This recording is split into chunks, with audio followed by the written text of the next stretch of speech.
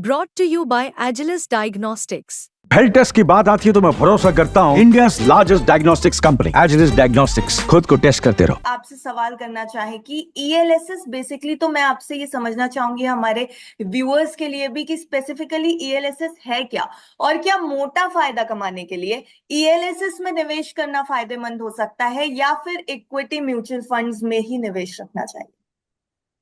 ठीक है, ELSS equity link saving scheme category बनाई गई थी 80C के बेनिफिट के अंदर। इसमें आप निवेश करते हैं तो आपका फंड, आपका जो पैसा होता है वो 3 साल के लिए लॉक इन होता है। 3 साल के बाद आप इसमें से विड्रॉ कर सकते हैं। जो अंडरलाइन पोर्टफोलियो होता है वो इक्विटी मार्केट्स का होता है।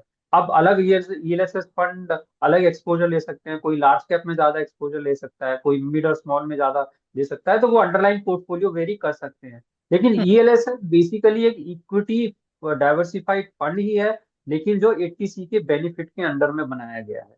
अब कंपैरिजन टू इक्विटी, अगर दूसरे इक्विटी म्यूचुअल फंड देखें तो आपको बहुत सारी कैटेगरीज मिलती हैं। ईएलएसएस, मेरा मानना है कि अगर हम नए इनकम टैक्स प्रोविजन में जाएंगे जहां 80C बेनिफिट खत्म हो रहा है, तो ईएलएसएस का अट्रैक्टिवनेस वहां खत्म हो जाएगा, क्योंकि मेन अट्रैक्टिवनेस इसका जो था वो सबसे कम लॉक इन था। एक तो 3 साल का लॉक इन था और दूसरा 80C में बेनिफिट मिलता था, तो आपको इक्विटी रिटर्न के साथ मिलता था। तो मेरी राय में आप इक्विटी डाइवर्सिफाइड फंड में ही अब एक अच्छा पोर्टफोलियो आप बना सकते हैं। जी बिल्कुल सर। कुछ फंड्स ने, कुछ म्यूचुअल फंड्स ने एनएफओ भी हाल ही में लॉन्च किए हैं, कुछ थीमेटिक फंड्स ने एनएफओज लॉन्च किए हैं बेसिकली, अगर मैं बात करूं तो। लेकिन अभी अगर बीच का माहौल देखा जाए अभी हाल ही का, तो थीमेटिक फंड्स की जो हालत है वो काफी अच्छी नजर नहीं आ रही है। थीमेटिक फंड्स में बहुत अच्छे मुनाफे भी लोगों को नहीं दिखाई दे रहे हैं, बहुत हालत जो है वो खराब नजर आ रही है।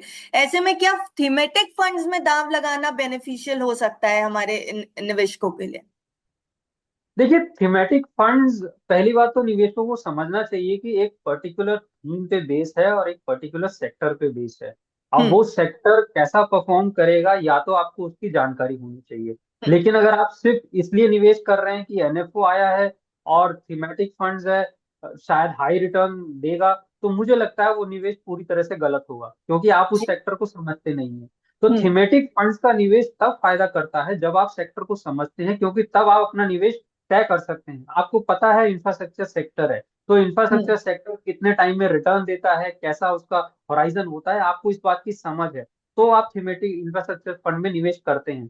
लेकिन आप मान लीजिए एनर्जी सेक्टर में निवेश करते हैं, तो आपको आइडिया है, आप या तो उस एनर्जी सेक्टर में काम करते हैं या आपको उतनी नॉलेज और अवेयरनेस है कि आपको पता है एनर्जी सेक्टर फ्यूचर में कैसा परफॉर्म करेगा और किस टाइम पे आपको एग्जिट करना होगा, तो इन सब की समझ आपको है।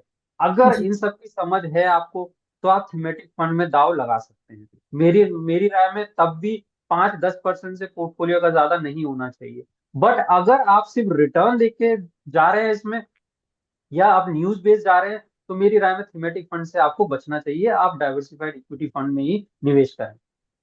जी बिल्कुल सर। सर थीमेटिक फंड्स में बेसिकली आपने कहा कि हमें बचना चाहिए, लेकिन इस समय थीमेटिक फंड्स के ऊपर काफी ज्यादा लोगों का फोकस भी है।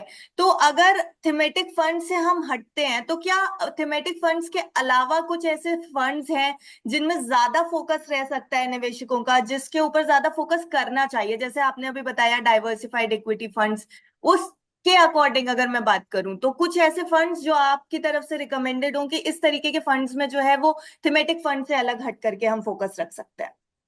देखिए, अगर आप पूरे म्यूचुअल फंड इंडस्ट्री को देखें तो कई तरह के फंड्स लॉन्च हो रहे हैं। कुछ स्मार्ट बीटा फंड्स लॉन्च हो रहे हैं, एक पर्टिकुलर स्ट्रैटेजी पे वो फंड्स बेस्ड होते हैं।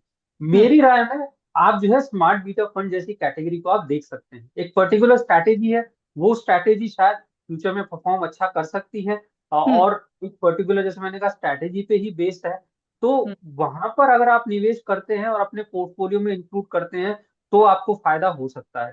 तो थीमेटिक फंड्स को अगर मैं बचना चाहूँ तो क्या ऐसे कौन सी कैटेगरी है जहां पे मैं निवेश करके अच्छा रिटर्न कमा सकता हूँ और मेरे इन्वेस्टमेंट ऑब्जेक्टिव में वो फिट बैठेगा, तो मेरी राय में स्मार्ट बीटा फंड जैसी कैटेगरी है जिसको आप देख सकते हैं।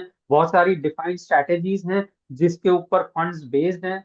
आप अपनी अनुसार आप चूज कर सकते हैं, या फिर आप निवेश सलाहकार की जो है आप मदद ले सकते हैं। मस्तक आपके लिए लाया है प्रीमियम मेंबरशिप प्रोग्राम, जहां आपको मिलेंगे कई सारे फायदे, जिनमें मार्केट न्यूज़लेटर, लाइव चैट पर आपके सवालों के सबसे पहले जवाब, मार्केट आउटलुक, वीकेंड पर मार्केट स्कैन, एंकर्स के साथ चैट और भी बहुत कुछ। इस प्रीमियम सब्सक्रिप्शन में 3 तरह के प्लान्स हैं, सिल्वर, गोल्ड और प्लैटिनम, जिनकी शुरुआत मात्र 159 रुपए महीने से होती है। इससे जुड़ना भी बेहद आसान है। बिस्तक के YouTube चैनल पर जाएं, ज्वाइन बटन पर क्लिक करें और अपना प्लान सिलेक्ट करें। बस बन गए आप हमारे प्रीमियम मेंबर।